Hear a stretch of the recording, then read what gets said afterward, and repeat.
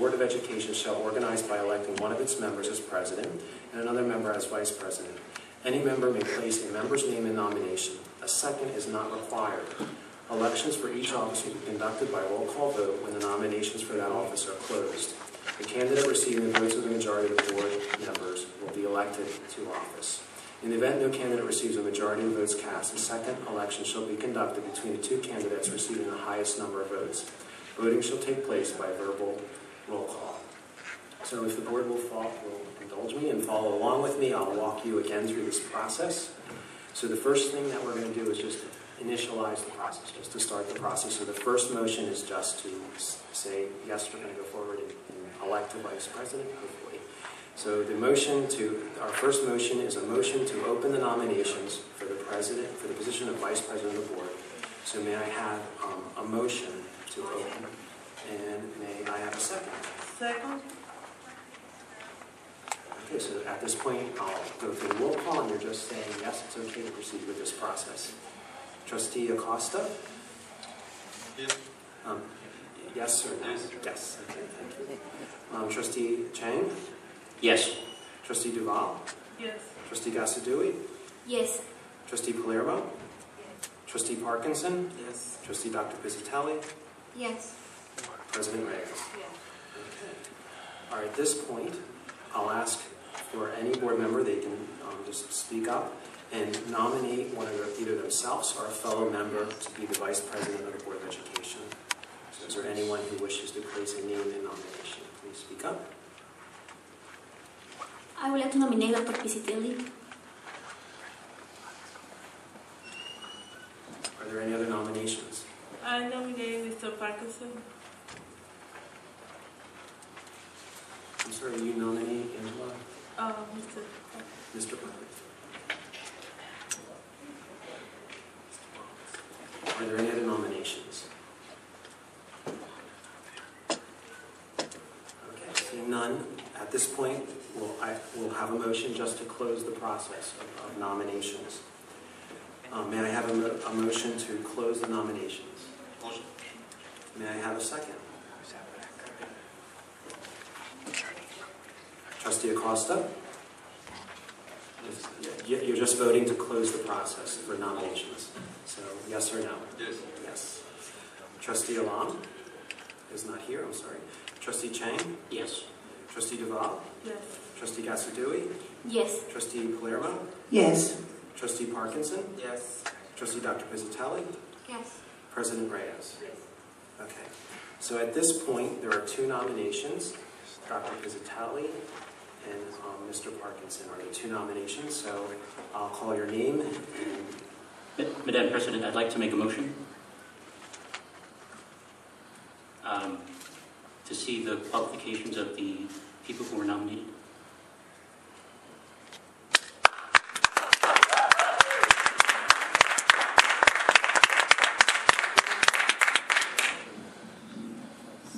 You say a motion to see the qualifications of the person's... Well, actually, I think I'm supposed to say I'd like to make a motion, and the President's supposed to recognize me. I'm sorry, sir. I'm Lester Taylor. I'm counsel to the board. I'm just trying to get a point of clarification. Yes. The board. Yes. There was just closing nominations for the two individuals who have been nominated for vice president. Yes. So you're basically making a request for the qualifications of those individuals? Yes.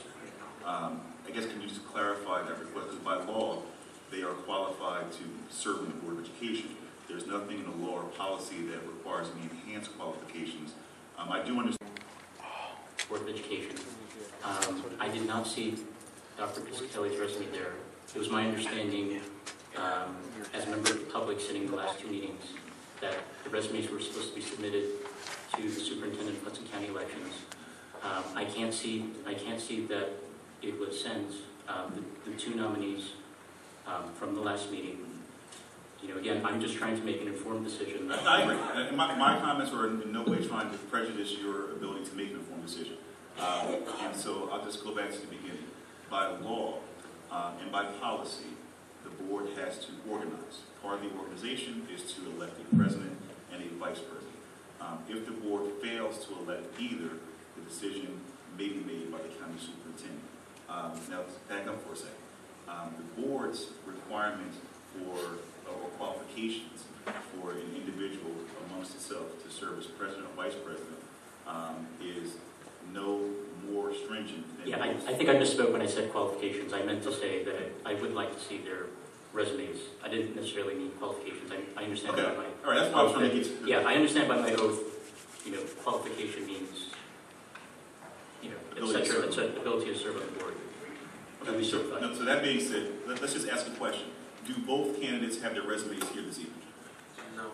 Okay, so since the other individual doesn't have the resume, if this motion passes, what shall be the remedy, as an arbitrator would say, in terms of your ability to make a decision? Because the answer may very well be that you either abstain or you vote no, they say, but that doesn't mean that the rest of the body can't proceed with the vote.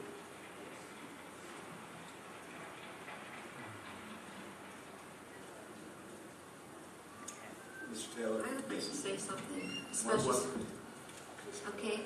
If I have submitted it because it was going to the county, then it is the responsibility of the superintendent, if this is going to take place, that every board member knows if we're going to vote today, what the qualifications are of either candidate. So then I think it should be held over to another month if, quite frankly, people are not ready. It's as simple as that. I mean, I don't walk around with my resume either. I mean, I don't walk around saying, "Hi, everybody, I'm Dr. Piscitelli." You know what I do? Dr. Piscitelli, I would submit to you that the process employed and followed by the county superintendent, there is no process. Well, there will be now. So if by chance,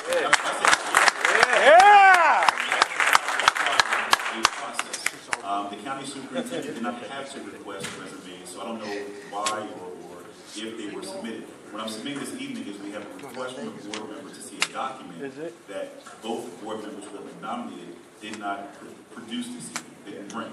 Presumptively, they weren't requested to bring. Even if these documents had been submitted to the county superintendent, that doesn't necessarily translate into them being here this evening, because there was no request for that. So we can proceed in one of two ways. I would recommend, humbly and respectfully. One, if Mr. Chang does not wish to withdraw his motion to receive now a copy of the resume, then pursuant to Robert's Rules of Order, therefore, if it's seconded, there will be a vote. And then we will see what happens with that vote as to whether or not the board as a whole, as a body, wishes to see the resumes.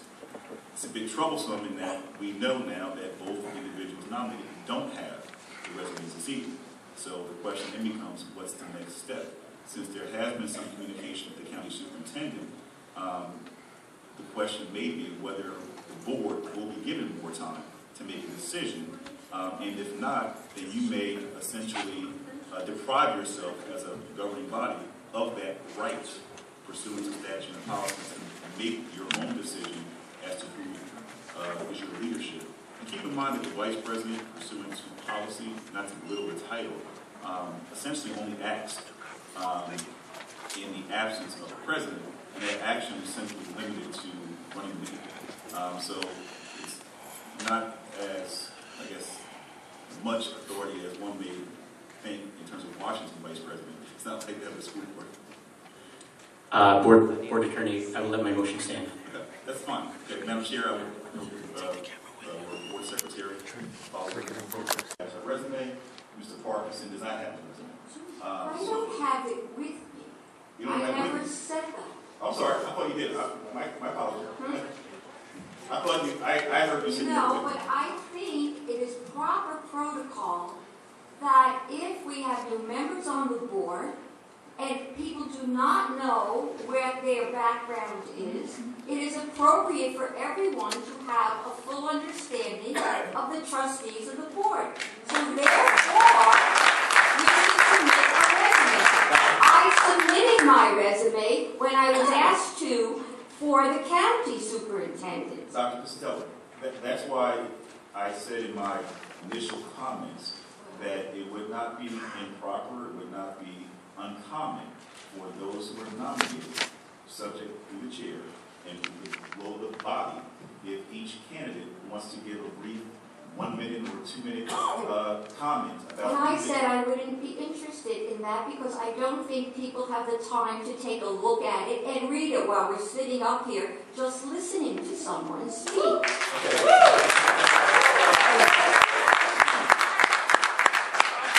Respectfully, neither the Board of Education operates in accordance with state law, with the administrative regulations that interpret state law, and by board policy. So essentially what you're doing now is on the fly amending board policy. Your board policy does not require you as an individual or you as a body to have a resume before you vote for your officers. And so again, with that being said, the advice to you is that you don't need a resume, that an appropriate procedure or protocol would be for each individual to say what their education, what their professional background is, and what qualifications or desires they have in support of their interest in serving in that role. That would be perfectly appropriate. And also, if I may, keep in mind that as Mr. Roth indicated, as well as the board secretary by nod, that if you don't act tonight, then you won't make a decision. The county superintendent. We understand that. Okay. I also think that it is about time that we have stopped, particularly since we have new members and we have a nice quorum, that everything isn't just shoved down our throats 2 seconds before it is going to take place and we need to vote on it. And that is the feeling that I'm getting here. And if we had to, it should have been told to us at the resolution meeting, which is never open to us, all of us, that the county superintendent would look at it again. There is no understanding for anyone here to find out what is going on until you walk in that door.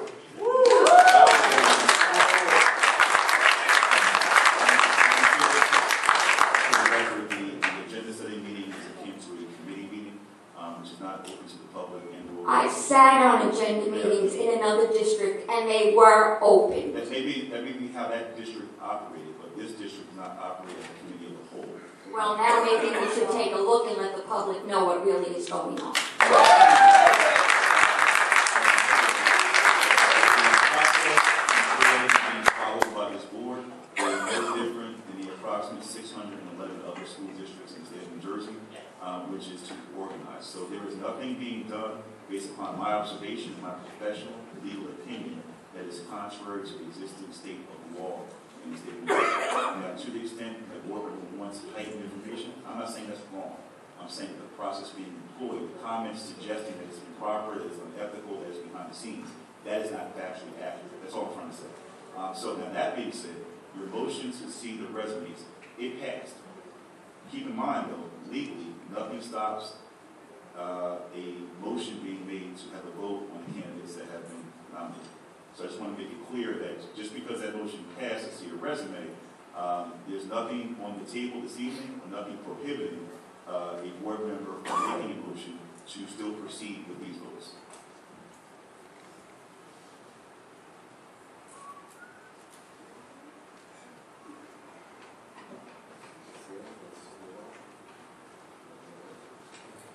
Seeing no motion, we'll move on with the agenda. This evening for the board, I'd like to just mention that the board will be approving as part of the agenda the election results, which elected Mr. Chang and Mr. Guerrero to the board. They are included in the 5 sections of the agenda. I think it's item 5.3, if my memory is correct. And also this evening, I'd just like to remind the board that at last month's meeting, there was the first reading of our new board policy, 5430, class rank. And this evening will be the second reading and adoption of that policy, and that is item, I think, 5.2, if my memory is correct. So I just wanted to call those 2 items to the attention of the board. At this point, I'll turn the meeting over to the superintendent. Thank you. But first, I'd just like to welcome 2 new board members, Matthew and John, to congratulate them on being appointed to the board. I'd like to give the board and also welcome them to a successful meeting. I'd first like to acknowledge Sal Valenza and his organization. Sal, for those who do not know, is the food manager for Wny Vending. Through his efforts, our 6 elementary schools received a grant which will place in our school cafeterias salad bars for our 6 elementary schools. Thank you, Sal.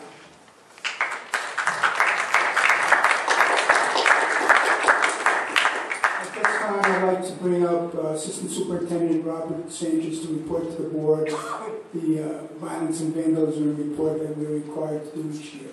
Thank you.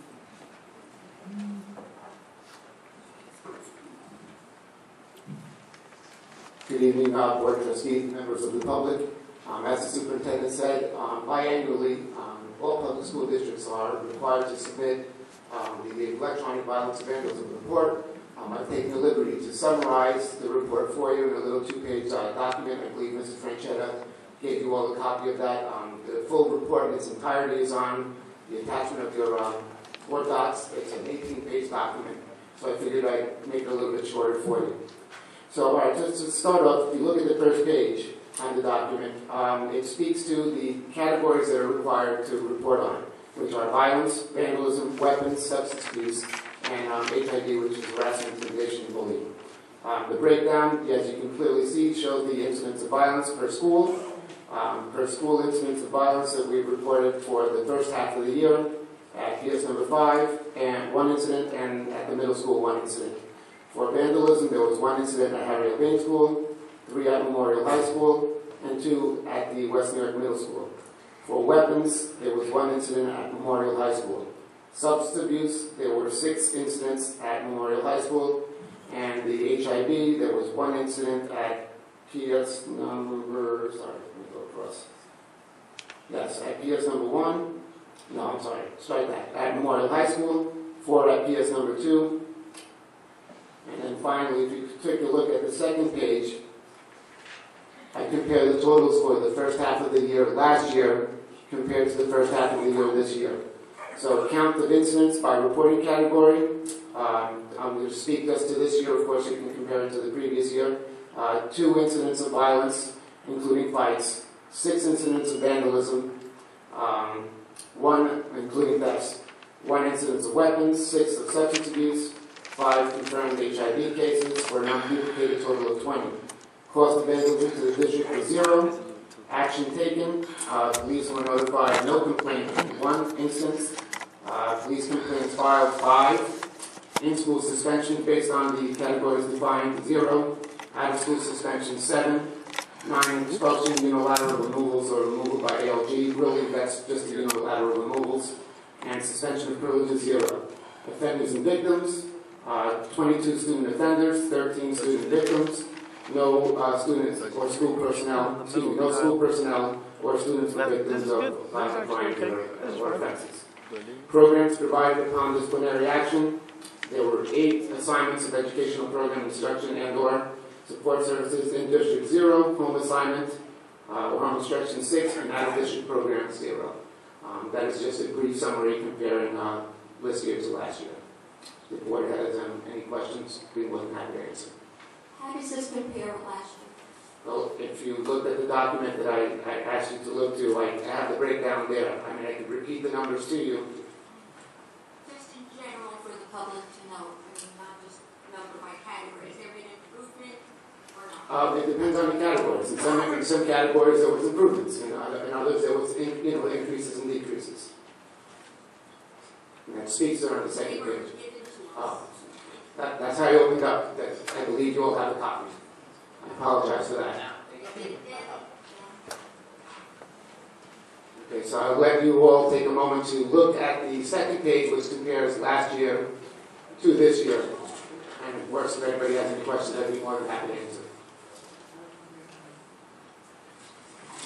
Keeping in mind, obviously, for confidentiality, we don't disclose any of the students' information on these forms, just these numbers.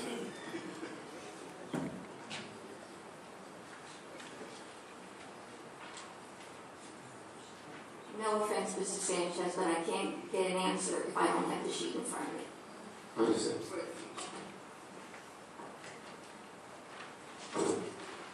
If there are no questions, then I guess I'm finished. Thank you.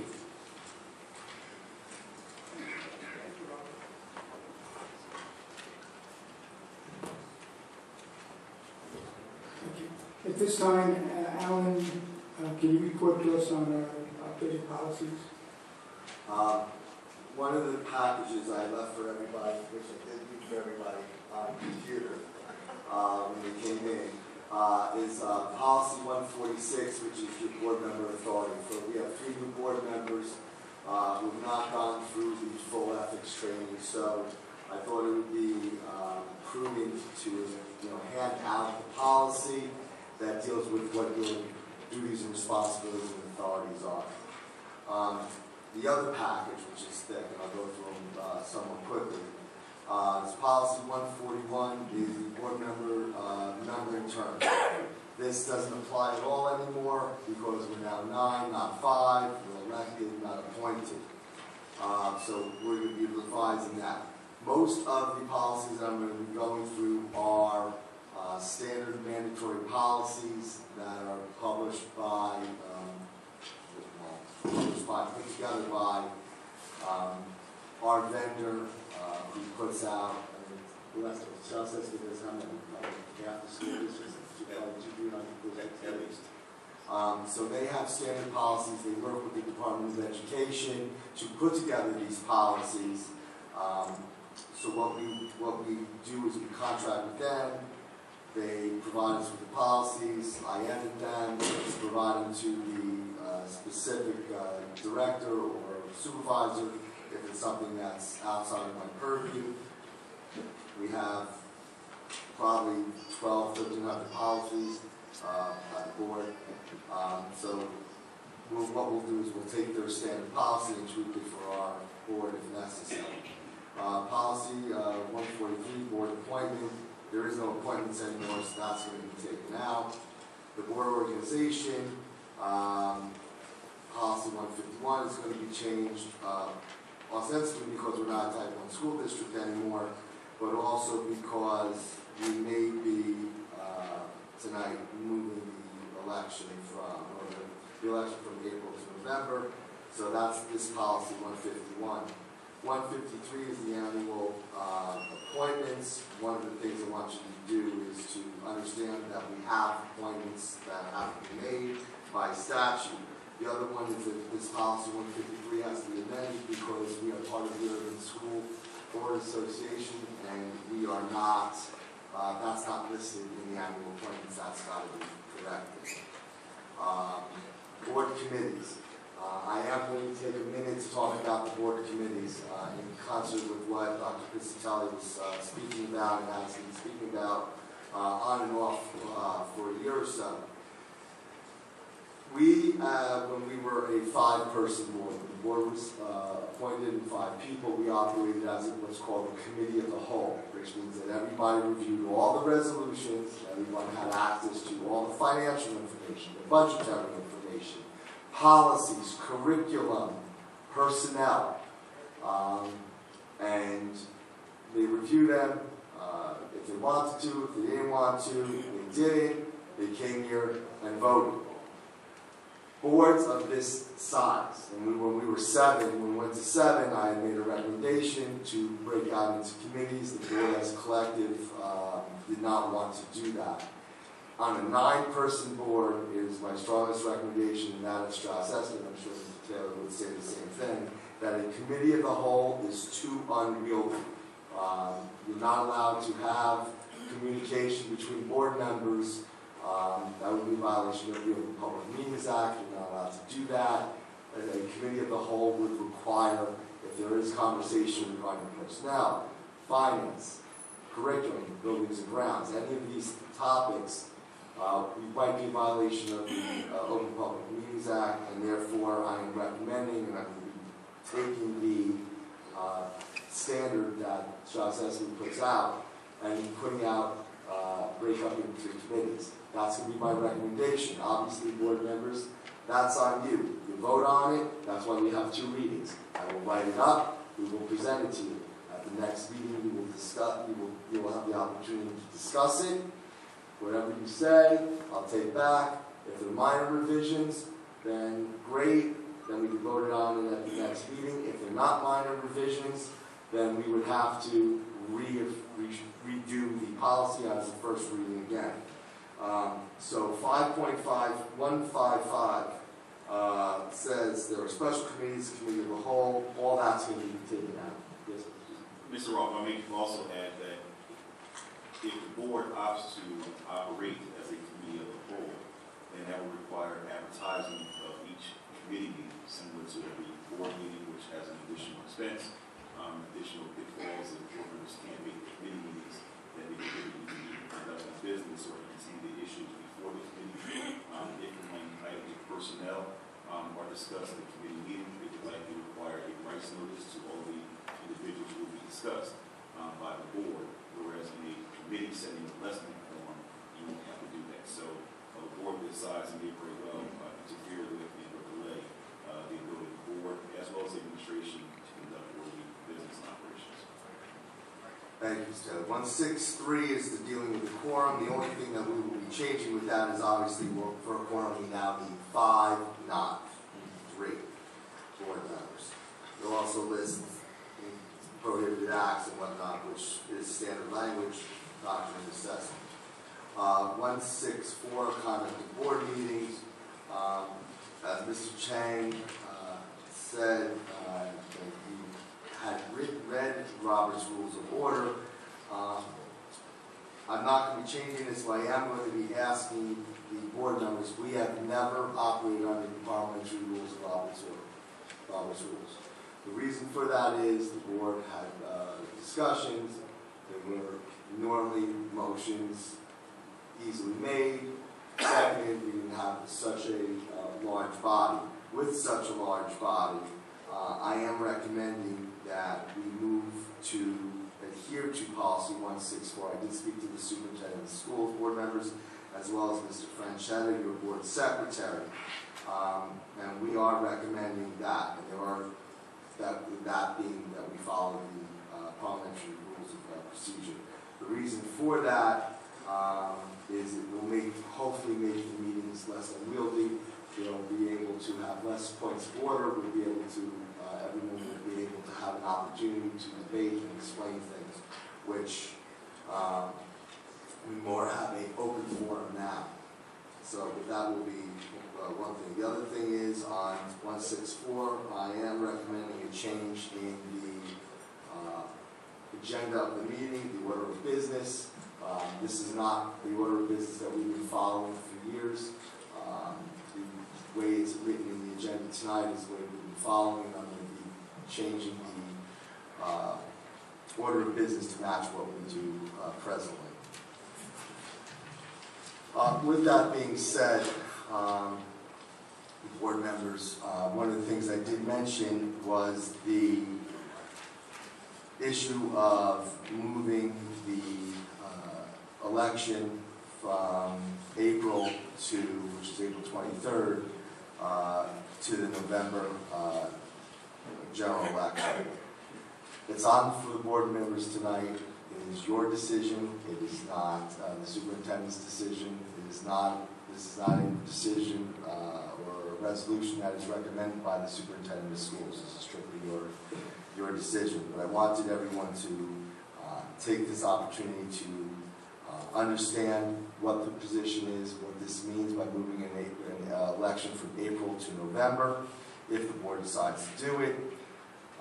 Also, it will give you the ability to debate now the issues. If you have any questions of myself, of Mr. Franchetta, or of Mr. Taylor, this would be a good time to ask the questions, so when you come to the resolutions, you can have an intelligent debate on it without interference of asking additional legal questions.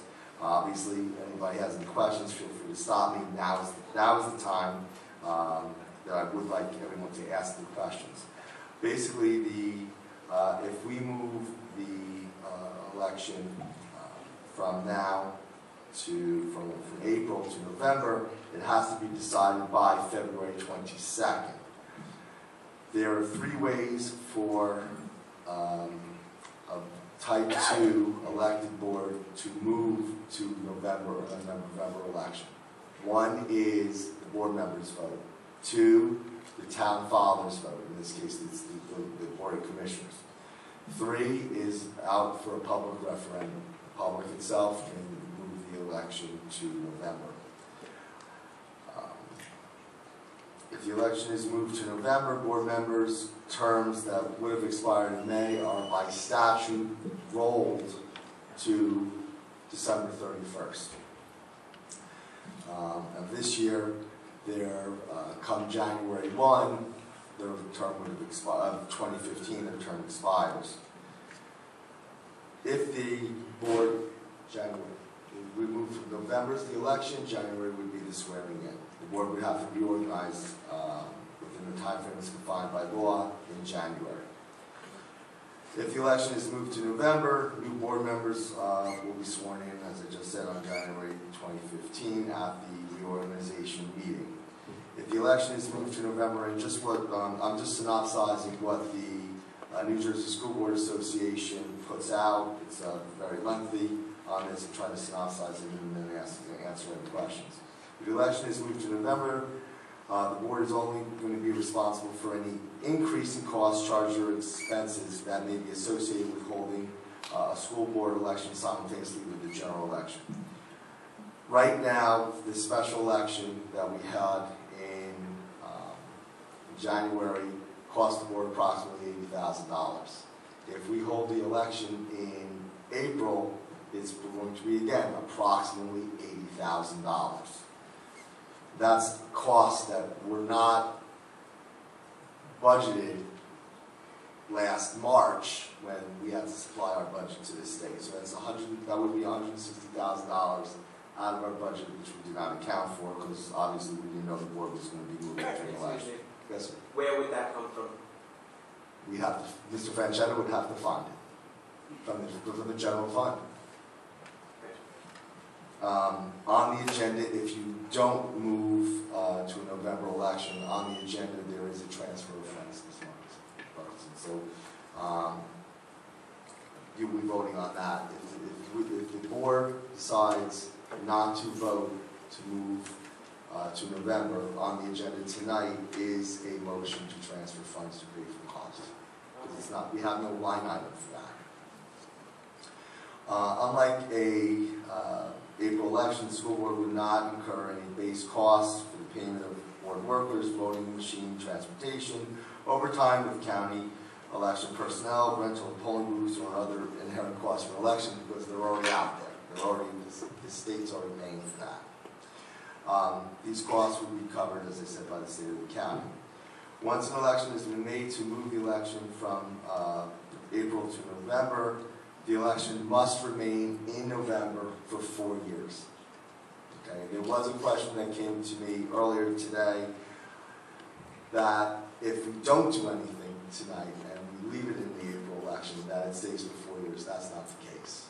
If it's April, it can always be moved to November. If it's moved to November, then you will not be able to move it back to April for 4 years.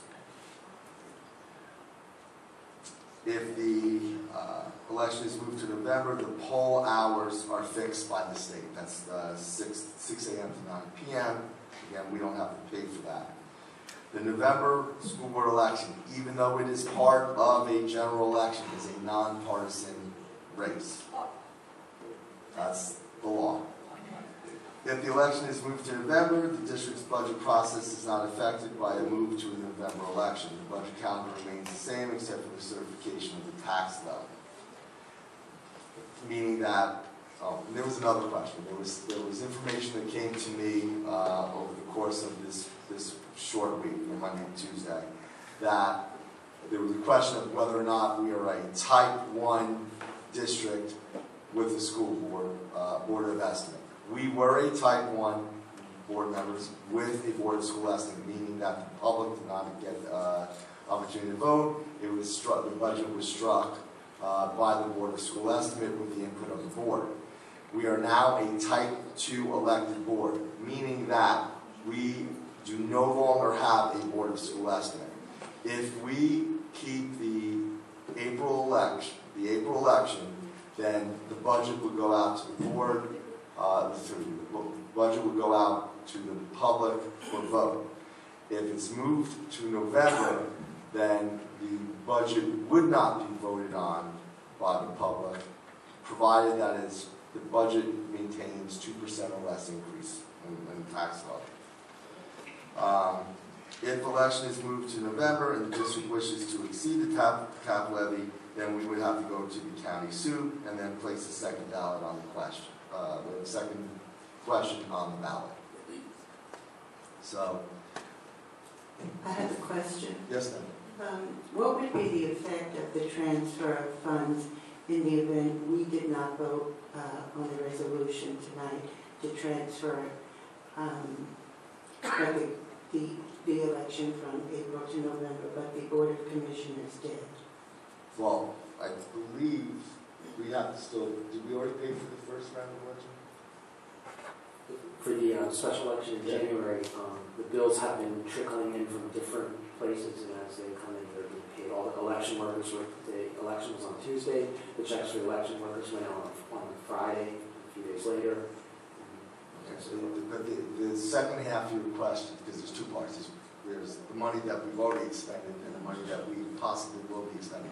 The money's put into the line item when we don't have a April election, then the money would just be returned at the end of the year to general fund, or at specific times in the year would be transferred to an appropriate place, as hypothetically we need to hire somebody else when you're short in that line item, that money could be transferred back. Okay, thank you. We don't lose it. I didn't think so. I have a question. Yes, ma'am. My question is this. If the people or the community voted to have no longer an appointed board, but an elected board, all right, and now they have given us their thoughts, do you think they want to wait a year to get their people sworn in? No! I mean, if they're not going to be sworn in until next January, and November is when they're going to have another election, they've waited a whole year. And that, Dr. Piscitelli, is your whole point of debate. You can convince your board members, whatever that is, but in terms of the law, I'm just telling you what your options are. You as the body public, that's what you are as a public body, you get to make that determination of the will of the people. That's your call. That's not, again, as I said, that's not legal counsel's call, Mr. Frangetta, or the administration, the superintendent, Mr. Fabin. Then That's maybe it your shouldn't debate. be our call. It is your call. Know what I'm saying to you? No, what I'm saying to you, if we choose not to move it, you just said it can be over, right? Isn't it by the Right, Or but the by county. no, not by the county, by the board, by the board of local commissioners. government Yes, commissioners? and that's why they're elected. And I hate to say this, if no one likes the board members, they vote when they come up. You don't vote them back in. That's what Jim Earhart says all the time. Vote them out. Okay. If you don't like what happens at the commissioner level, I guess you can vote them out. Well, money is one thing, and obviously there's very many line items. However, I think it's almost a slap in somebody's face to say you went out there and you voted to have and be heard that you wanted and no longer appointed board but an elected board, and then to say, well, that's fine, but wait a year. And Dr. Piscitelli, that is when we have debate on that motion. I would suggest strongly that we pull it from the consent agenda, and you can have your debate, and your colleagues can have their say in debate, and you can convince people as you see fit, or as they see fit. Any other questions on the law? I have a couple of questions, but I would like to do it in the closed session. I would suggest that that's the case. Mr. Taylor, why don't you find out whether the questions are for executive session, because it's sort of attorney-client privilege, and if they're not, then she'd have to answer. Madam President, you can have a short recess. Mr. Roth, doesn't the president have to call for the recess? Well, she said yes. I didn't hear it. Okay. Yes. All right. Mr. Chang, I don't do anything without the president. I couldn't hear. Oh, yes, sir. I just want to let you know. Thank you, sir. Are we going to have public comments before you guys go in closed session? Yes, sir. We always do. We always do. That's one of the things that I want to change in the bylaws, because there's only one public comment. Well, one question. We want to make it two. I appreciate that. Good. If you want to get public say, they can have a private conversation like that. We have a recess. We're on. Yeah, but you should have going first motion to go into closed session. We're not in closed session. We're on recess. Do you have a vote to go into recess?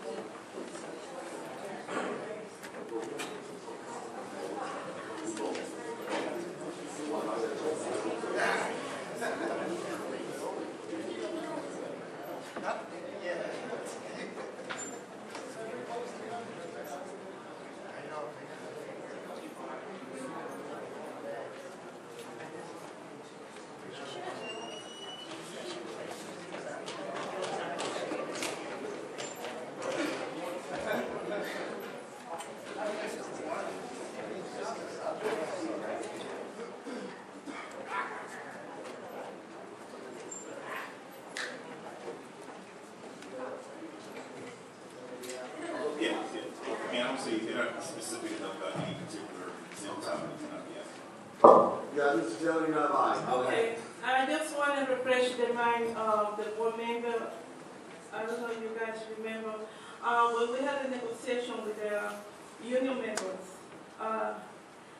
we don't have enough money to cover that. Now, since I'm here, I've been asking Mr. Falta to metal detector safety for the kids. You don't have money for that. Now you have money for the election. Nobody here thinking about the kids first, for the safety of the kids. That is my concern. Can we clarify, because I wasn't a member at this point. Okay, since I'm in the board member, I asked the metal detector, more safety for the kids in the school. The report we just had here, or the things, I don't believe in this paper.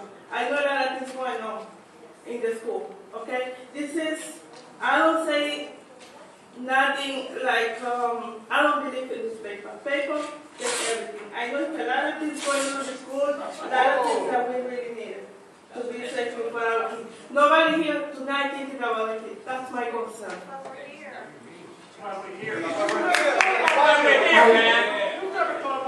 I have a statement. I'm talking about to spend the money in the kids. That's why we like to move the election for November. That's my concern. Mr. Chair, may I, Madam Chair, if the members of the board would address the comments to the chair, and the public would be requested to refrain from commentary, interjecting, disrupting the meeting. The Open Public Meetings Act does allow the public to observe and witness the action of the public body. And the Open Public Meetings Act does require a board of education in particular to set aside a portion of the meeting for public comment, but it does not allow the public to interject every time they hear something they're not agree with. And so in order to maintain the orderly operation of the board, I would ask the chair just to ask the board members to communicate amongst themselves, which is appropriate, and then not to engage the public at this time until that opportunity in the meeting presents itself. Board President, may I ask Mr. Bell a question? You mentioned negotiation with the union. Yes. What's the problem with the union? Mr. Ball, can I just? Okay. We don't want to go into specifics or details. Why not? Because the law specifically exempts collective bargaining and negotiations with unions from public discussion. And so it would not be appropriate to go into the nuances, the strategy, etc., concerning those negotiations when you were not on the board. Now you do have the right to be privy to that information. That information you are prohibited from sharing it with the public to the extent it involves collective negotiations. I think the point that Mr. Ball, I'm not making it for her, but from what I heard, is that there were over the last year or so numerous items or instances or when the board requested or wanted certain things, the response was, we don't have the money. And so the question is, if we didn't have the money for those things, how do we have the money for a special election, or to keep the election at another $80,000 versus trying to use that money for student-centered functions? That's why I think the question is. I don't think we need to go into details with negotiations. I'm sorry, let me finish with this. I don't want it later on in the year that the teacher don't have no money for material or any other cuts for the kids. Why didn't you object to Vargas's job? Why didn't you object to Sylvio's sister's job? Excuse me, you can't put up with me for the voting. No. This is why I want to do a closed meeting. This way we can be able to share it. If members of the Because public we don't feel continue comfortable to to come later. disrupt the meeting, you may ask them to be removed, and if you need assistance from law enforcement, you may do that pursuant to law. I want to ask the public again on behalf of the chair to please cease from disrupting this public board meeting. Well, but you can by law ask them to leave. If they refuse to voluntarily leave, they may be removed by law enforcement. And so I'm going to ask the public again respectfully and politely to stop interjecting and disrupting this meeting.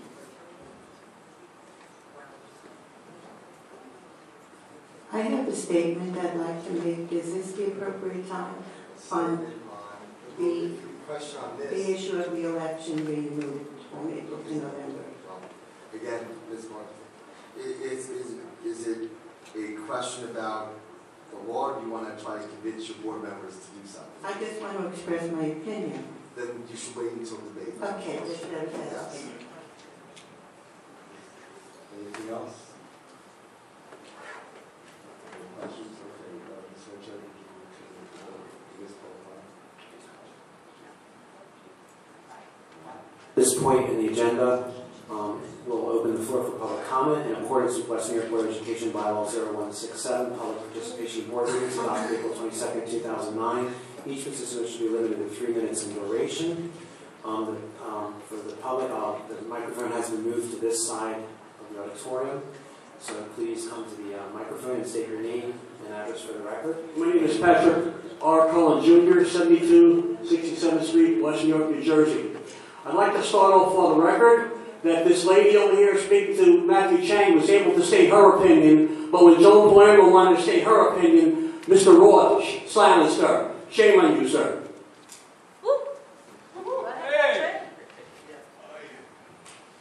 Second of all, Mr. Roth, I understand that we no longer have a Board of Estimate. Is that correct? Yes, sir. Okay. At the March 2013 Board of Education meeting, there was March of what year, sir? March of 2013. Mr. Franchetta announced that the public hearing for the 2013-2014 district budget will be held on Wednesday, March 27, 2013 at 5:30 p.m. in the auditorium of this building. He also announced that the Board of School Estimate will meet on Friday, April 5th, 2013 at 2 p.m. to approve the 2013-2014 district budget tax levy. If we don't have this Board of School Estimate, who approves the district budget tax levy? Well, it all depends on, it all depends. Madam Chair, if I may? Yes. It all depends. If we keep it in April, the election in April, then it goes out, the budget goes out to the public. If it's moved to November, if it's the tax levy increase is 2% or less, then no one approves it. It's approved by the board. If it's more than 2%, then it goes to the public as a second question, as I said. First, I have to get approval, sir. First, the board would have to get approval by the county superintendent to increase it over 2%. And then, if she does approve, the county superintendent's tone does approve it, then it would go out to the public. So what you're saying then, if the public doesn't approve it due to when you have the voting, that the district budget tax levy would be approved by the board members? No. If the board election stays in April, then it automatically goes to the public for a vote. If it's moved to November, then if it goes to the public and the public approves the budget, then it passes. If it doesn't get approved by the public, it's voted down from the April election, then it goes to negotiations between the town, and the Board of Ed. That's how if it goes to November and it's less than 2% increase, then the board votes on it, it doesn't go to the public. Mr. Roy, what does the Board of School Estimate do? Board of School Estimate simply strikes the budget for the board. So it approves the budget report, right? Board of School Estimate approves the budget, yes. Right, well, we don't, you said we got District 2 and we don't have a Board of School Estimate. Yes, sir. So then how is that process done without a Board of School Estimate now? That's what I'm saying. Who actually does this? Who creates the budget? Yeah. Both with a Board of School Estimate and with an elected board without a school estimate. Mr. Franchetta is the board secretary, business administrator. He creates the budget. He submits it to either A, the Board of School Estimate for approval, and they can change it or tweak it. Or in this case, now, it would either go to the public for final approval, or the county superintendent, or nobody. Just dies. The board itself votes on it. All right. That's it. I have to accept, you stole my thunder by saying that we no longer have a Board of School Estimate, right? Yes. Okay, then most of my presentation, which involved exhaustive legal documents, is a moot point now. I have to take you on your word. I do. I would like to say to Mr. Parkinson, congratulations, big time on your appointment. You're a valedictorian, class of 2012? 13, I'm sorry. I'm class My sister was 2012. Okay. Congratulations again. I'm class of 1977, Memorial High School. You have many alumnus in this building right now, and I'm sure you probably got some graduates over here right now. You weren't elected to the board by a plebiscite, but you were selected based upon the guidelines of what had to be done because there was a vacancy. So you're going to be a pivotal vote in. Please, I encourage you to listen to everyone's opinions. Please listen to former educators, current educators. Please listen. The will of the people was by a 4-to-1 margin in November that we switched from an appointed board to an elected board. You're sort of in the middle. You're not technically appointed the way most other members, except for Palermo and Chang were, but you're not elected either. You're sort of in limbo. You're going to be a crucial vote. A very crucial vote. The very strong argument this lady had was that there are no pencils and erasers and people are hurting right now. So $80,000 might be better served helping them. That is a very powerful argument, no doubt. Another powerful argument is that the will of the people by a 4-to-1 margin wants an elected board. And why should the will of the people be thwarted for another 5 minutes to allow 5 or 6 members that were appointed, and you're in a special category, extending their terms against the will of the people? So I really encourage you to listen to all the arguments, and I can't do your thing for you. You're your own man. But I would lobby for Dr. Piscatelli's point that she made. I just hope that you listen especially close to what she says in your closed session. Because here's another thing for the whole board to consider, and then I'm done. I know there are other people who want to speak. It is correct, thank you, Mr. Parkinson. It is correct that by law, the town Board of Commissioners can pull the rug from under your decision. If you vote to have the April and they want to have a November for political reasons, they can do this. But here's the good thing. Are you familiar with the OFAC report from the Department of Education that's posted on the public schools website? The Department of Education, you might want to ask Dr. Piscatelli, you might want to ask Trustee Chang and Trustee Palermo to tell you about that. Because the Department of Education did an investigation last year. Mr. Cullen, could you please wrap up your comments? Yes, it found out that the mayor, and who's on the Board of Commissioners, and Commissioner Vargas strong-armed this Board of Education, Mr. Porter, to try to give Ruben Vargas a job. All right? So they're in investigation. Please, I'll share the report. Yes, please show him that report, please. Because those two will probably have to recuse themselves if this goes to the Board of Commissioners, if they don't get their way here. So they Mr. Cullen, thank you for your comments. All right, thank you very much. Thanks. Francisco Ferrero, 5206 Westmoreland Avenue, West New York, New Jersey. I have to jot notes because there was a lot I had to say today. But first and foremost, This is on the consent. This is on the consent items. You have the second public section.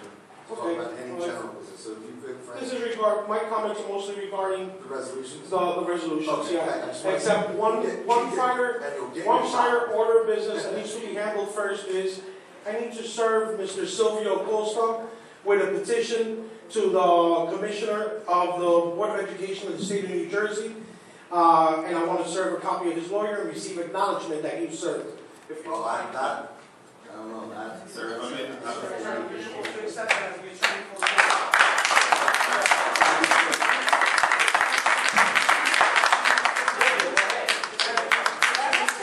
the acknowledgement that you received, that you, as the attorney for the board trustees, are by law have to take this.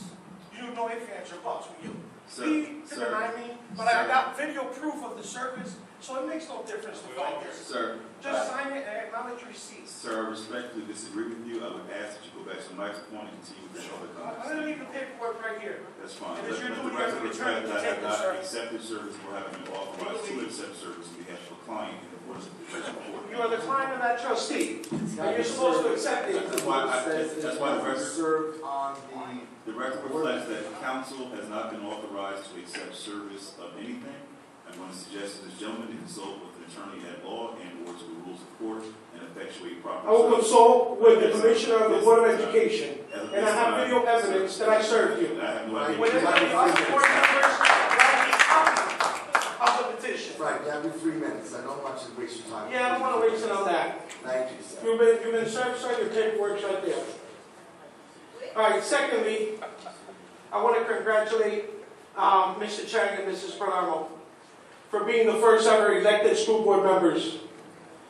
With this, I'd like to say to Miss Sarah, because your last name always gets me, and Dr. Piscatelli, I was going to tell you it's a new day on this board. You finally have some allies, but I already see that you know that.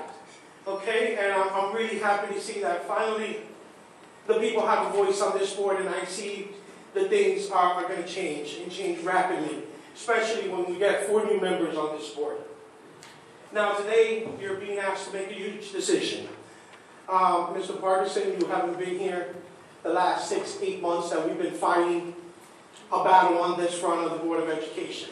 It's been a tough 6 to 8 months. Mr. Boe, Mr. Acosta, Ms. Vilma, and Ms. Alma, that she's not here today. And of course, before you had series, they all had a click, and it was a rubber stamp for the mayor's agenda and sILVIO's agenda. Okay, but with that, I'd just like to ask you to make your votes represent that of what the people want, what the constituents want, because you want to be elected. And the people want to elect people that are going to represent them. At least that's what West New York has shown. They want good people out there, and your speech was great. We need different perspectives. And the young perspective is definitely something I always encourage for the school board. Okay, but the most thing is the respect to the residents and the respect to the residents' wishes. All right, give me a second because I lost myself here.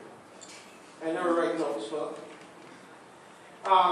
now these 4 seats are supposed to be filled in April. I had a big fight with Mr. Roth and the regular attorney on the board, asking them not to hold the January election and save $100,000 and hold 1 election in April. We can't do that. They never even tried that route. Okay, they never even asked if it could be done. This was their mindset. And now they're trying to convince you to vote on changing the elections to November. I'll be the first one. I've only got a few minutes and they'll cut me off, so I'll be the first one to say, I'm for elections in November. Okay, I think they save the school board money, and I think a bigger voter turnout comes. But I just beg you and urge you, not this one. This is our first ever regular elected school board election. Okay? After this one, I would welcome, I'd come up here and ask the board to change it to November. In my opinion, it's better in November. You get a bigger turnout, you save the money. Okay, great. Just like I said, not this one. This one's too important. You had 2 people running for election on the January election, and there was 18 candidates. The ballot was confusing, very confusing. Now imagine a ballot with 4 seats, and God knows how many candidates, 20, 30, 40, 50, you never know. Now imagine that ballot with the regular November ballot. Okay? Imagine the madness, the mayhem, and the confusion of that ballot. Can you please wrap up your comments? Yeah. Imagine that confusion. It wouldn't be fair to the voters. It wouldn't be fair to the board. The people won't be able to make an educated vote with all that confusion. I ask that this one, since it's historical, it's our first ever elected school board, please vote to have it in April. We'll fight the commissioners next week and try to see if they have any accountability to the people. Thank you for your comments. Quick, Mr. Franchella, can I ask you a quick question, a legal question? Real quick. This is public comments. I just want to know if the board has to reorganize now and even re-elect the president since the composition of the board has changed. You sure about that? You don't have to reorganize, although you got a 9-member board. Through the chair, again, if the public can be reminded to address their comments to the chair and not to engage in dialogue with individual board But members. the chair doesn't run the meeting. Mr. Roth runs the meeting. I also ask the board members to refrain from the back and forth. The public participation section is not a debate. It's not a judicial proceeding. It's the opportunity for the public to express their concerns, their questions, their thoughts, etc. When the board is given the opportunity for board members' conduct, if you feel the need to or desire to respond to individual comments, you may. Just keep in mind that you can't disclose information that is confidential, that is covered by the attorney-client privilege. The last question I heard asked for a legal opinion. I would advise the board not to give legal advice. You're not lawyers, and as a lawyer for the board, I cannot give legal advice to the public. I would suggest they consult with their attorneys, their unions, etc. So I just want to kind of give, especially if you have any board members who are board members.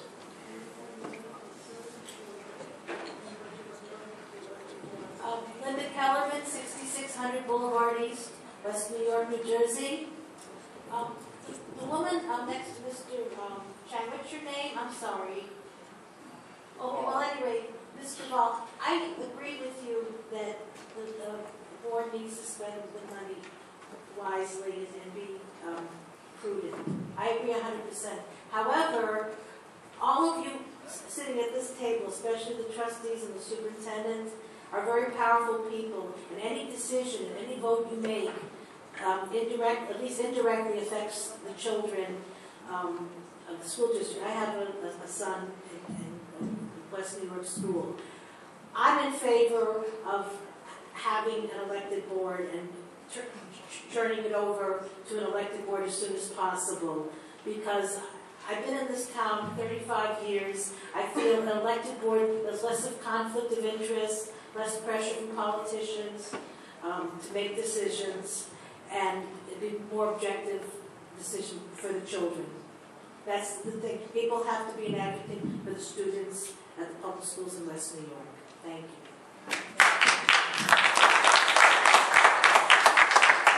Danny Morales, 556 59th Street. Just have some comments really for you, Mr. Parkinson. I know you are a newly appointed member, just like Patrick said, you're in a special category, because you weren't appointed by the mayor and you weren't elected either. And we are in a type 2 school district now, so we are an elected board. First thing I want to say is, I'm pretty sure you know that you were probably the second pick because Julio was going to be appointed to the board and not you. Just because he got disqualified, and that's why he wasn't allowed to be appointed to the board. So you were the second choice. If I would recommend. I mean, maybe you still. I'm not saying. I know you had a very good speech, but if that same process went through now, I'm pretty sure we would have somebody else sitting up there and not you. Also, I would just like to say, you did say you went to Memorial, correct? So I take it you went to elementary school and you went to the middle school, right? No. Okay, so you didn't grow up here like I did, You did, but you didn't go to those schools. You went to private school? St. Joseph's. Oh, you went to to St. Joseph. I went to St. Joseph High School. But anyways, like I said, I did go to elementary school here, and I did grow up here in West New York, and I have been in West New York my whole life. You know, and I see the trouble that's happening in our schools and with our kids and with our youth. And that's why I've been involved in this organization, because I want to make a better future for the kids that they don't have a choice. Just like I didn't have a choice when I was out there and I didn't have the right guidance and I didn't have the right teachers and there wasn't the right programs for me, you know. And you got put up there, just like Patrick said, you're a potential vote up there. And I did see before, when they did ask for the resumes, you actually said no, but then later when Ms. Piscatelli is explaining, you're shaking your head yes. So it doesn't make any sense. Like, did you already know to vote no for everything? Like, I just want to say that I hope that you do keep the people's interests in mind and you hear everybody. You know that an elected school board is what they want. We need this election in April. That's all I have to say. Thank you.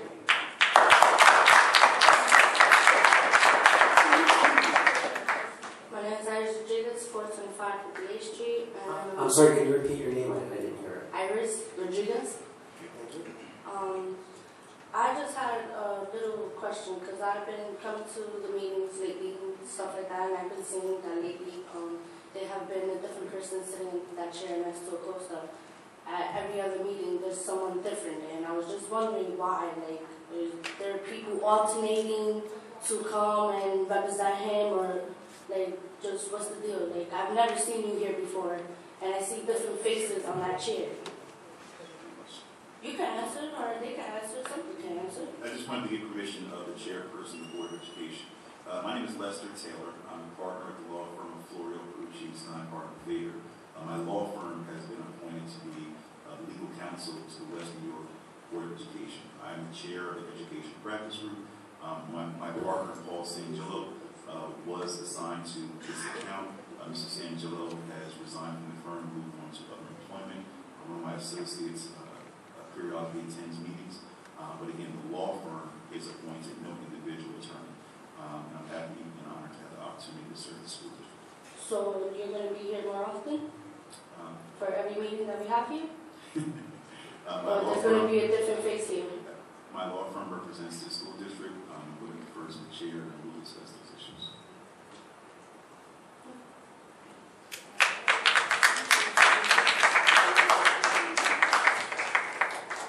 My name is Calixto Leon, 438 54th Street, West New York. A 43 years resident of West New York. I supported in the last election the elected Board of Education. But for my surprise, when the election came in, 8% of the registered voters bothered to go to vote. So, to spend $80,000 to see 8% of the registered votes going to the polls is a waste of money. And because I am a homeowner and that money comes from the property taxes that I have to pay to the town of West New York, I do support to make it in November, because this is when most people will go to the polls. And this is all like, I don't have the number with me, but the people that were elected in January, they made the book of records for being elected with the least amount of votes available in any election.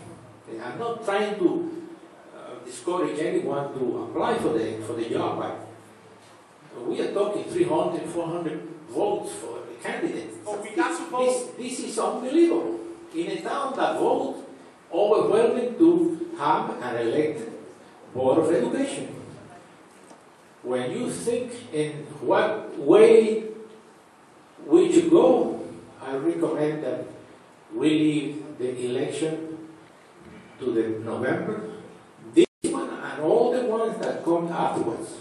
I don't see why this is a different one. Thank you.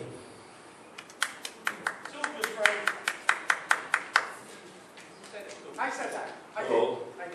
Angel Martin, 432 58th Street, West New York. Okay. We have been living in town for 46 years.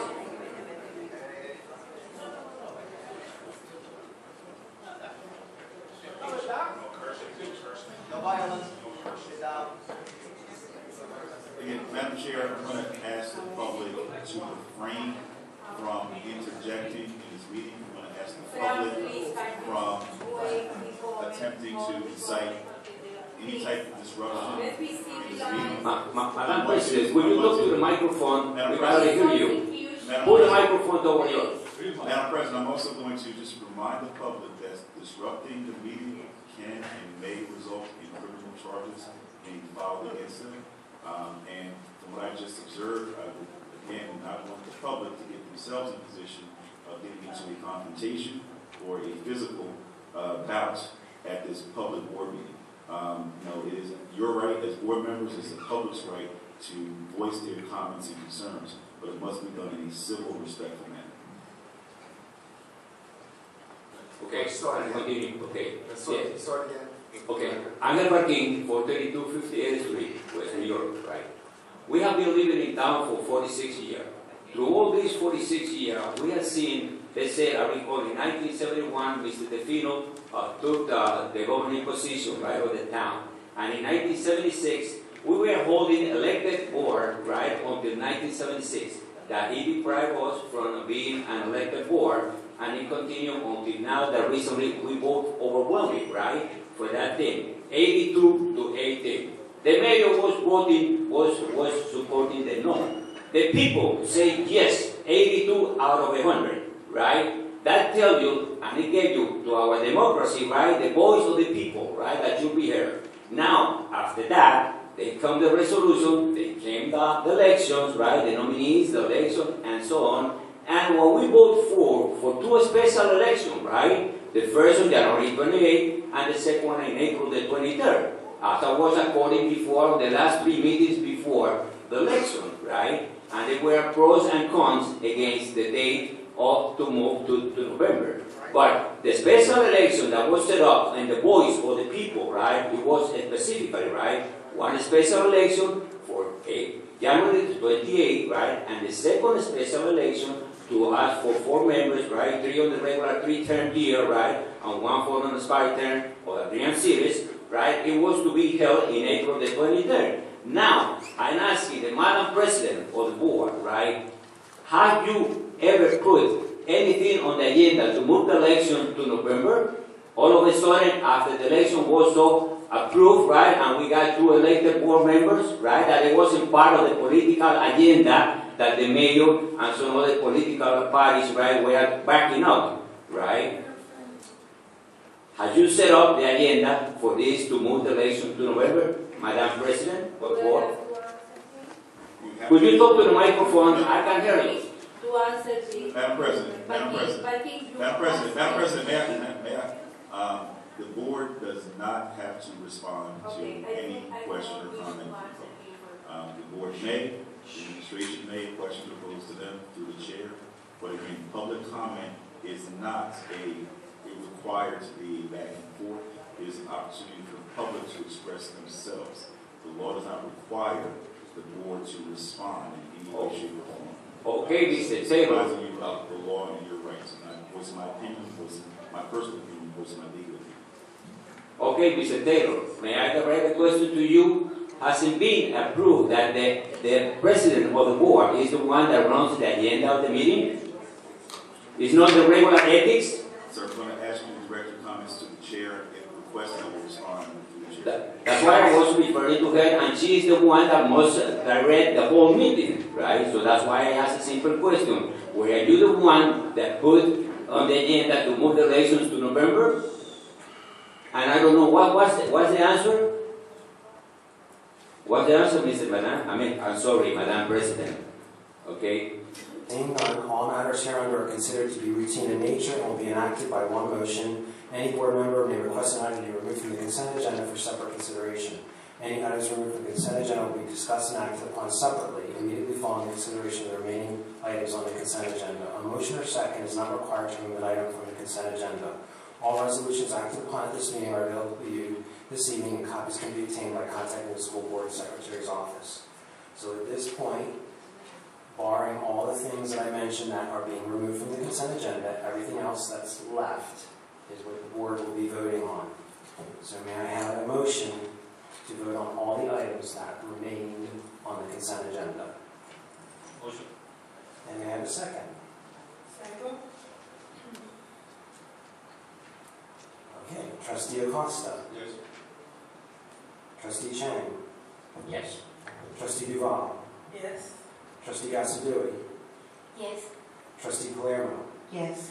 Trustee Parkinson. Yes. Trustee Dr. Pizzatelli. Yes. President Reyes. Okay, all the remaining items therefore on the consent agenda have passed.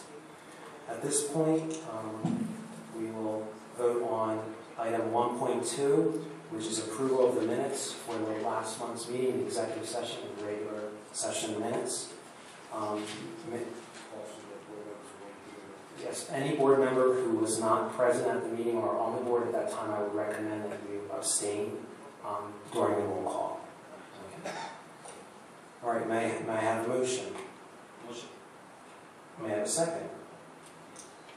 Second. Okay. Trustee Acosta? Yes. Trustee Chang? Abstain. Trustee Duval? Yes. Trustee Gasadui? Yes. Trustee Palermo? Abstain. Trustee Parkinson? Abstain. Trustee Dr. Pizzatelli? Yes. President Reyes? Okay, the approval of the minutes passed. At this point, we're voting on item 2.5, which is the District Evaluation Advisory Committee. It's 2.5, it's the District Evaluation Advisory Committee. Mr. Parkinson asked this to be removed as one of the members, I believe, is a relative or there's some conflict that exists for Mr. Parkinson. So may I have a motion? Or is there any questions? Madam President, may I ask a question? Yes. How was this committee created?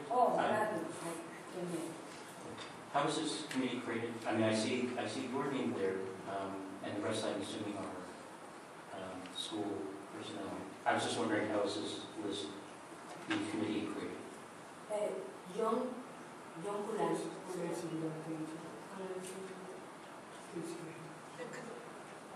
The committee is a state-mandated committee for the new teacher evaluation system and the new administrator evaluation system.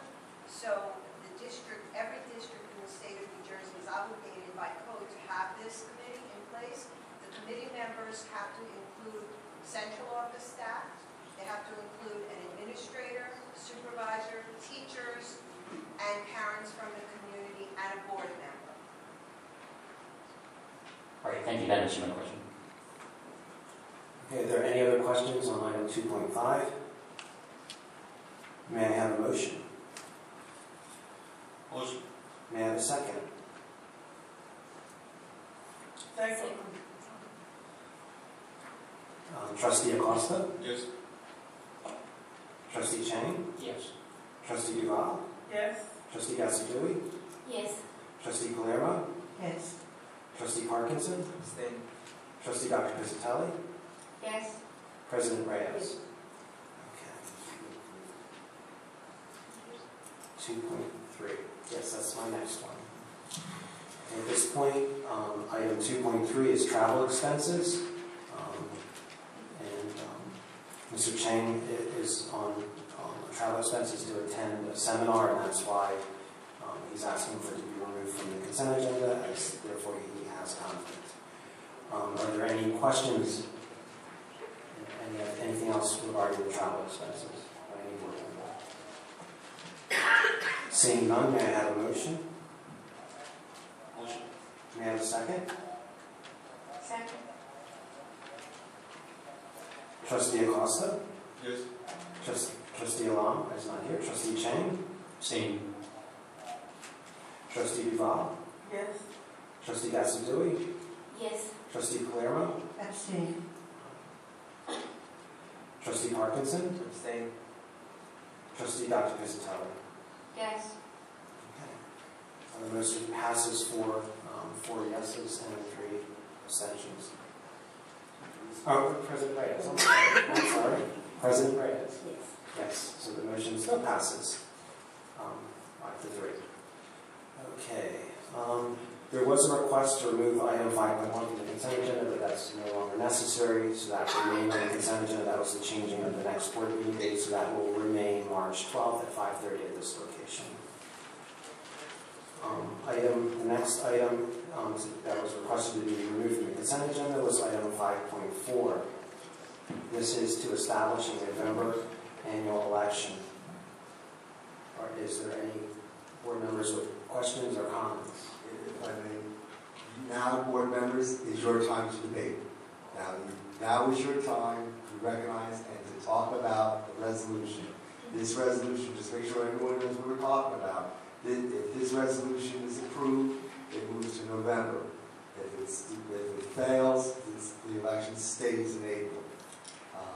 So, board members, you have your say. You're recognized by the chair. Thank you. Excuse me, Mayor, before the question comes out, Madam Chair, I see 2 copies of Robert's Rules of Order right here, so just be strictly in compliance with it. Before there's discussion, there should be a motion and a second to get it properly on the floor. Okay. Thank you. All right. I want to ask you one question on this. We vote yes, they move to November. Is when most of the people will know they will stay in April. Yes. Okay. May I have a motion? Motion. May I have a second? Second. Okay. Is there any discussion or comments by any board members? Yes, I have a comment. I'll just read my statement. A lot of my sentiments have already been expressed very eloquently tonight by members of the public. No doubt moving the election to November would be financially feasible, and it's definitely a move that should be considered in the very near future, but in my opinion, not at the present time. I realize that an April election will involve a substantial amount of money that could be saved by moving it to November, and if that were the only issue, it would be a no-brainer and should be done immediately.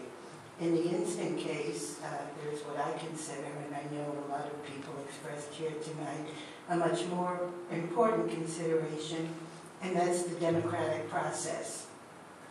The people of West New York voted overwhelmingly last November for an elected school board, and that referendum should be implemented as early as possible, which in this case is April. If the election were moved to November, it would be a full 14 months before the referendum became fully effective. Delaying the election would be subjugating the will of the people and the democratic process to purely financial consideration. It would also deny a number of very qualified and worthy candidates, many of whom we heard from last December when Adrian Sears' former seat was filled by the board, the opportunity to run in April. And it would deny the people of the town the opportunity to expeditiously complete the transition to an elected board. So while I don't want to be perceived as being cavalier about spending considerable amounts of money, I just believe that in the instant case, the democratic process should prevail, and in my opinion is more important than purely monetary considerations.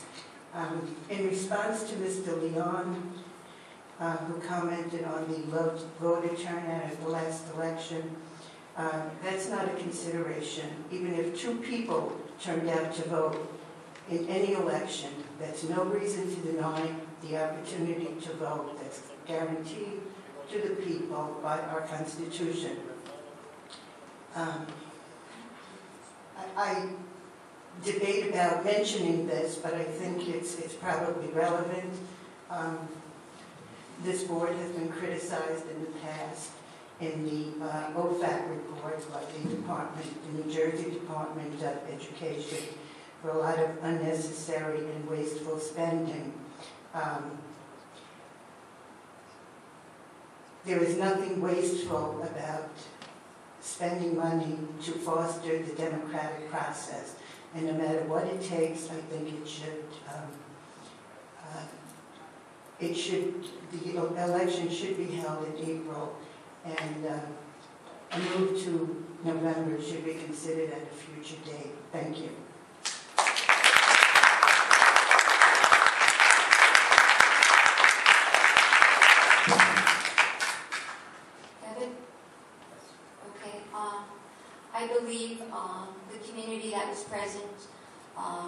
for the beginning portion of the meeting know what my stand was, because I basically did say that we should leave it in April.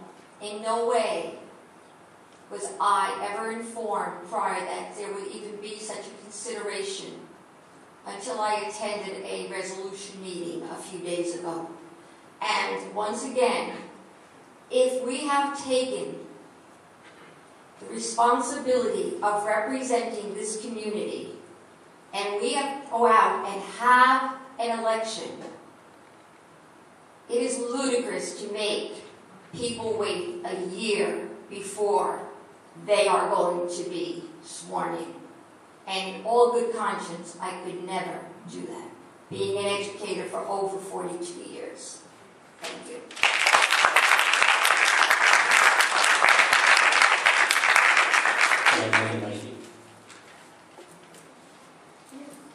I'd like to, share a story that Joan and I were campaigning very close to the election, about a week away. We were in front of Wny Boe Meeting School, the two of us. It was snowing, it was freezing, it was probably in the 20s as it had been. The two of us were handing out flyers in front of Wny Boe Meeting. And the police officer came outside, and he said, "You can't do that." And Joan challenged him and said, why can't we hand out flyers? He said, "Well, you need to go across the street." And we said, "Why? Why do we need to go across the street? All we're doing is handing out flyers, telling people that there's an election on January 28th. The police officer called the sergeant, and the sergeant came and spoke to us. And he said to us that, we said, why can't we pass out our flyers here?" And the sergeant told us, because people are scared. And we were completely shocked.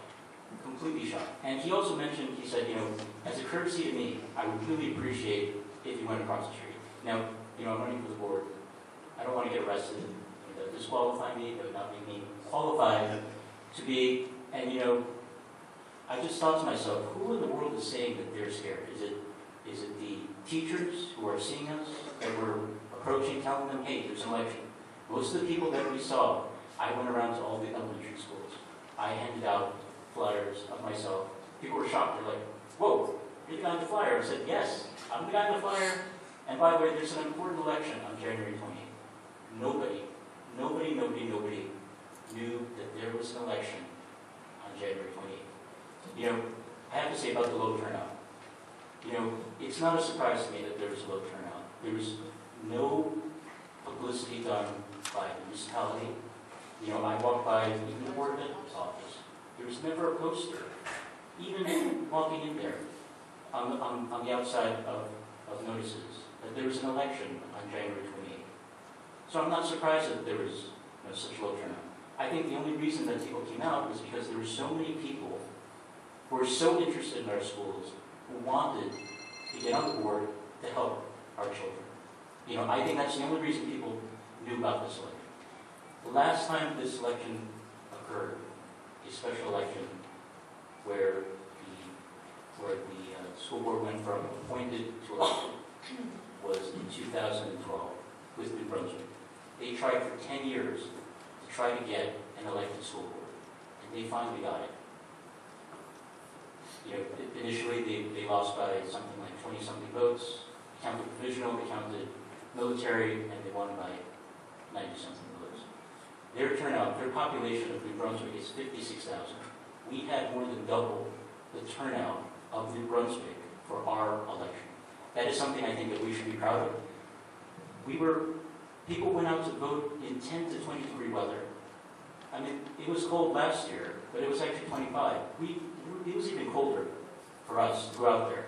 So people really cared. The people who went out to vote on January 28th truly cared about our community, truly cared about our kids, and that's why I think it's very important that we have this election as soon as possible to have the majority of this board elected by the people rather than try to postpone it any more than we could.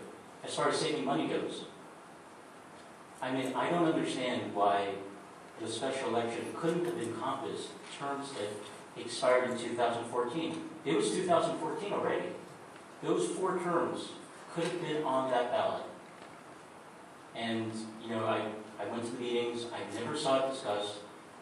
saw it come up in any of the agenda. You know, I was not able to see this agenda until I walked in here and I was sworn in. You know, I already knew beforehand that this was an issue, but I actually didn't see this agenda until I walked in here. You know, so I think it's important that people have their say here, that we have this election as soon as possible, and you know, 80% of the people came out, they voted yes to an elected school board. I think that's what we should do.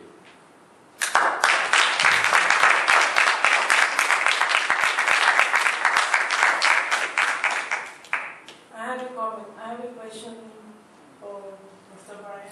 How many state or community municipal they do election for the board members in November? We won't be the only one. How many around? Your approximately? I don't know the exact number. I do know that since the law has or was enacted, allowing for the change in election date from April to November, the majority of school districts across the state have opted to move the election to November. Okay. So we won't be the only one to do it in November. It's more town they do it. So it's a problem with that. I don't know the numbers, but for instance, I can tell you It's in regular. Monmouth County, I know because of a recent issue I looked in, there's like one district that has yet to move it. So of all the districts in that county, only one has not moved it. I use that as one example. I'm not saying it's directly related to this example, but again, I don't know the exact number, but the majority of districts have opted to move it. My other question is, Mr. Pauta, how long we've been having elected board member in this town? As long as I can remember going back to an elected board, I don't ever remember having. Okay. The question, I make this question because if you guys, or we wait all that long, it's no big difference to wait a couple of months, considering the children.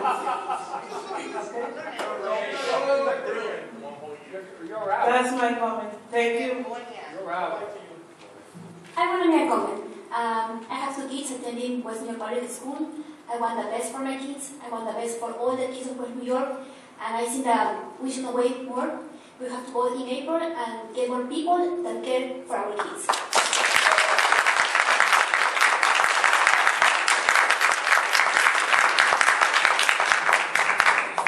Yeah, I have a question for council. Oh, yes, ma'am, sorry.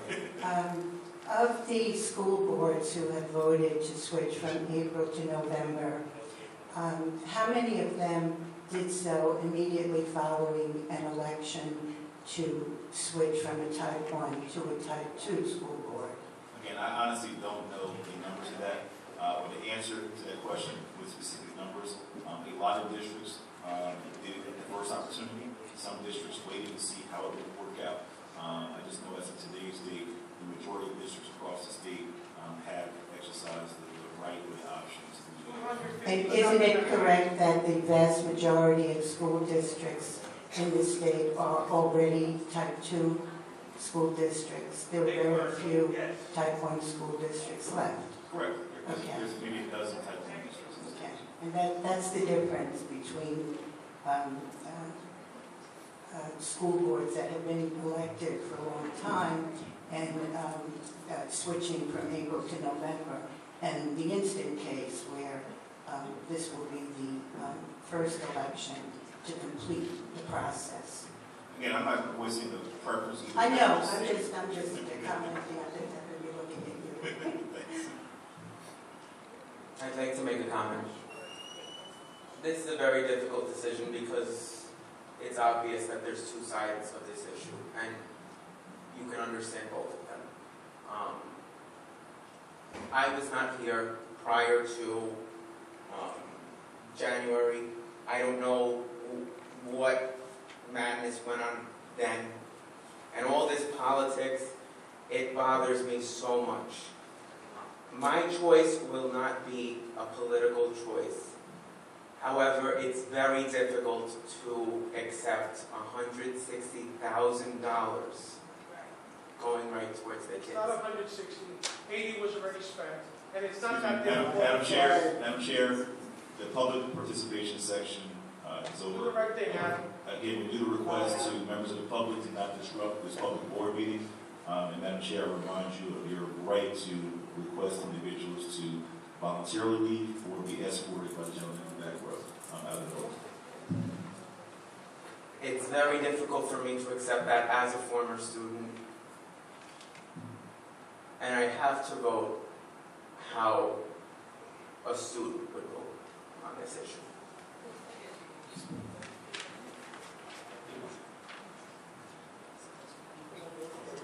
I don't have any comment. It doesn't matter what I say, it's going to be twisted out, so I should. No. So if there's no more comment, you should call for a vote. Okay. Trust, so let's make sure the board understands, if you vote yes on this, then the election will move to November. If you vote no, it will stay in April. Okay. Trustee Acosta? Yes. Trustee Chang? No. Trustee Duval? Yes. Trustee Gassadui? No. Trustee Palermo? No. Trustee Parkinson? Yes. Trustee Dr. Pizzatelli? No. President Reyes? Yes. 4 yeses, 4 noes. It remains in April.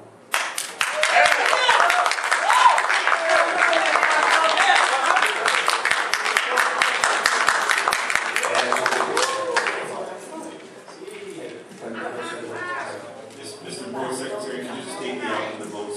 There were 4 yeses and 4 noes. The motion did not carry.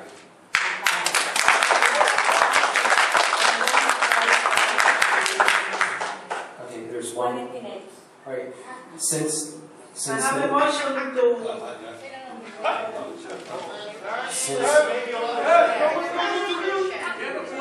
It's very hard to follow a meeting like that. We are the board member, we have to listen what he says. If we don't stay be quiet, how are we going to understand what's going on?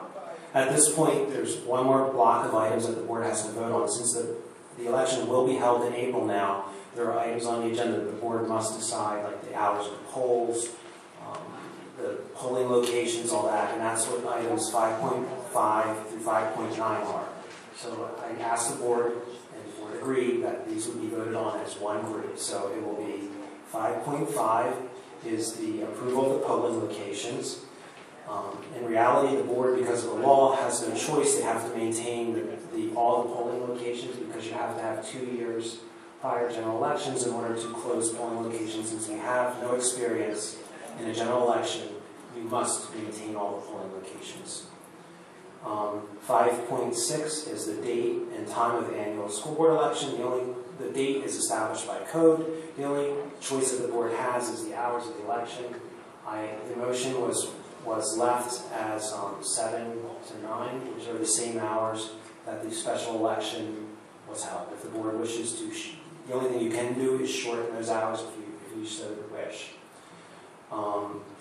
The 5.7 is to set the time and date and the location of the drawing of the positions by myself for the position on the school ballot. I don't recall what the motion says, but the date and the time are in there. I think it's at 5 o'clock. I don't remember the day, but it's in the motion. 5.8 is to establish the hourly rate for the election workers. By law, I think the maximum amount is $14.29 an hour. If they work the full 14 hours that you keep the polls open, it equates to $200 a day for each election worker. That is the amount that you paid at the special election. If you wish to, the only thing you can do is decrease that amount if you wish. And then item 5.9 is since the funds were not budgeted to account for this election, we need to do a budget transfer to transfer funds to cover the costs for this election that we must now have. After all of that, are there any questions or any discussion? Or I guess we should have a motion first, following Robert's Rules of Order. May I have a motion for items 5.5 to 5.9? Motion. And may I have a second? Second. All Are there any questions or comments? I have a comment. Most of the time when we vote for something else that is get tied like that, most of the time we follow for the next meeting. How come this time you don't bring it up to the next meeting?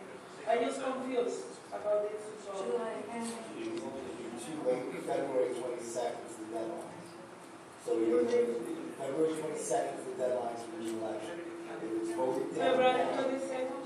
February 22nd. You can't vote on it at the March meeting. Well, what's time? We should vote again now. Or something like that.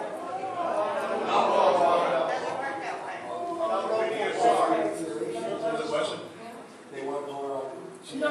My question is, most of the time when we vote for something is that we vote again or we carry on for the next month. So how come in this particular, why is time we bring it in? I don't understand. Understand my point? So basically the vote was tied. So the question is, in past practice or instances, the board would do a roll call to reconsider the item, which is motion for reconsideration. The challenge with that, the barrier to that in this instance is that the deadline for the board to authorize a change in the election date is February 22nd. So at the March meeting, it would be too late. Okay, I have another question. Why they brought it up too late to us to decide that? I'm not talking to you guys, I'm talking to my lawyer, okay? It wasn't too late. It wasn't too late. Today is prior to February 22nd. Okay. So it wasn't too late. Okay, are there any other questions or any changes the board wishes to make to the rate that we pay the election workers, the time the polling places are open, any changes to what, if not, they will mirror what happened at the special election on January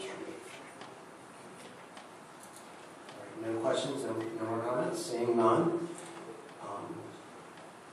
Trustee Acosta? Yes. Trustee Chang? Yes. Trustee Duval? Abstain. Trustee Gasadui? Yes. Trustee Palermo? Yes. Trustee Parkinson? Yes. Trustee Dr. Pizzatelli? Yes. President Reyes? Okay, the motion carries 6 to 2. 6 yeses and 2 abstentions. Okay, that concludes the items that were removed from the consent agenda. At this time, we'll reopen the floor for public comment in accordance with West New York Board of Education Bylaw 0167, public participation in board meetings adopted April 22nd, 2009. Each participant shall be limited to 3 minutes duration. Please stay here 3 minutes. Madam Chair, just so you were, Mr. Acosta, Trustee Acosta,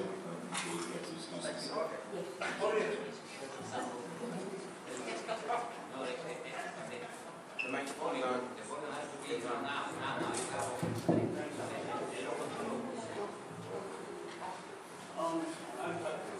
I'm just curious, is Mr. Acosta going to notify the Board of Commissioners that that's the only fallback position there? Please state your name for the record. Oh, Patrick Coffey. I want to thank the board very much, and I thank Gavin for your due diligence, because you know that you were the swing vote here, but we thought you were the swing vote, but because of the makeup of the board, still, I can tell it was a very labor of love for you. So I applaud you, even though I disagree with your decision, it was your decision. I want to applaud you, okay? All right. All right, I'd like to draw the board's attention to,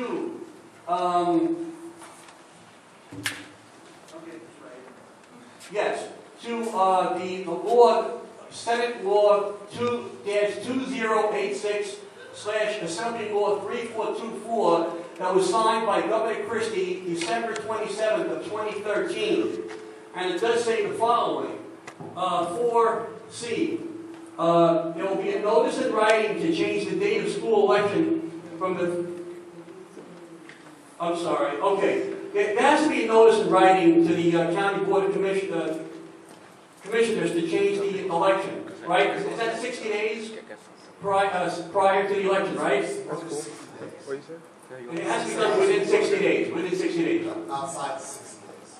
60 days or more It says no less than 60 days prior. No less than 60 days, but 60, 61, 62, 63. We're saying the same thing. Oh, it can't be more than 60 days. Yes, it can't be less than 60 days. Okay, then we're saying the same thing. 60 days from the third Tuesday in April is April 15th, right? If you say so. I believe it is. So 60 days prior to that would be Valentine's Day, February 14th. And do I have a witness on that, or I counted it 3 times myself. It's February 14th. Now, that having been said, I mentioned this before. If you remember, I was talking about the Board of Education, the Board of Commission might be the final fallback position. Does anyone know on this board how many days the Board of Commissioners would have to notify you if they tend to circumvent your decision here? First of all, can the Board of Commissioners now circumvent your decision? Question? Mr. Roth, let's let the public have their moment. It sounds like the gentleman is asking for a legal opinion, so I would advise the board not to respond to it. So let's not get into the back and forth. Questioning your interpretation of the statute is a legal opinion, sir. All right, can I ask one of the trustees to ask that question? Can I ask one, and by the way, one of our trustees happens to be a lawyer. Can I ask? That individual is not a lawyer to this organization, and so it would not be appropriate to give a legal opinion to the Board of Education. No, okay, all right. I understand what you're saying. Can I ask a board member to ask my question to the board? Again, like we said earlier, sir, with all due respect, just via public comments, the board can respond if it desires after you finish that. All right, well, I hope after my comments and one of the board members will ask the question to the chair if the Board of Commissioners can circumvent the will of this board. Your time is over. You have the 3 minutes already. You have the 3 minutes already. My time's up? Yes. I guess I got my answer from you. You have your job from Town Hall. When Mayor Roque. Yeah, I have my answer. Exactly, right. You remember you became political when you was asking and you was working in the Town Hall also? Right, you were working with the Town Hall. Yes, I know. Madam Chair, concerning your 61 Bill Parcel Place. First, I could congratulate you on Ms. Palermo and Mr. Chan before, because I had 3 minutes, so I had to make sure that I could use my 3 minutes. But I'd like to congratulate, I know you guys are going to do an exceptional job here. Second, I understand Mr. Parkinson and Mr. Duval, you're concerned with the issue with the school money. I'm challenging the mayor of West here to call my office tomorrow and let's sit down, the mayor and the freeholder chairman of this county, and let's find a way to bring money from the county and from the municipality to offset the cost of that election. He said before that I had no problem on sitting down in an office with the mayor to find a solution for the better of the people of West here. So I'm challenging him to do it, and let's work together to find a way to get the money here. That's your job to call him because you're the... Well, I'm coming here and saying that I'm willing to sit down with him, and I'm willing to sit down with him. That's your job. That's why the town of West Virginia vote for you. You have to get money, okay? Yeah, but the town has to ask for it. They have to come and sit down with me. That's your job. And I asking the Board of Education administrators to come into the county to see in ways that we could save money on this election, and we'll make sure that the people could democratically elect the members of this board. Let's get politics out of the school board of education. That's the most important thing. Then after that, you guys could sit down and I will be here promoting the change of election in November. Because by then I will understand the concept. But right now, you have one of the students ran out of here angry. What do you think he did that? Do you think that that was a political reason that he did that, or it was because of money? So he didn't have respect for his board. He was run out of here. He didn't run. He had permission to run. Well, with all due respect, the chairman, I think they said he ran out of here. That was disrespectful in the middle of the board. Thank you.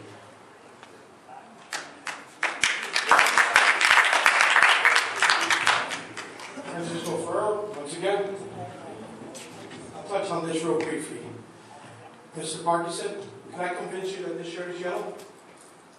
No. Actions speak louder than words, my friend. And we're always watching here now. Okay? It's real easy to vote for the people. Because you're here. Well, once you get elected, if you get elected, Your job is to represent the people and the people's wishes. And I get tired of saying this at all the different boards throughout town, because the idea is really twisted. Most of the people put on these boards are there to represent the political agendas of Roque, Silvio, and the gang. Okay? So I'll leave it at that. I hope it goes in your head. Now, I would like to ask, I thank you for the deadlock vote. Thank God that the tie goes to an election being held in April. I beg you and I urge you, the four of you, Joe, Sarah, Dr. Piscatelli, Matthew. I know Joe and Matthew are definitely going to be there. Dr. Piscatelli, Sarah, I urge you and I beg you to come to next week's commissioners meeting. Because that's the next step. Next week's commissioners meeting, now the commissioners will try to do what the board couldn't do. I mean, I could be wrong, but I doubt it very much. I've been dealing with these evil people for a year now. And I've gotten to know how they work. And it's going to be put on the agenda for next commissioners meeting. Surprisingly, the agenda for the town meeting hasn't been posted yet. They've been waiting for the results of today. That's why Silvio left so mad, and so forth. If we could persuade them, which is going to be very hard. You know, the commissioners are, besides Wny, probably be the only one we could persuade. Let's see what happens. I doubt we'll be able to persuade them. But nevertheless, doesn't mean we shouldn't try and give it our best effort.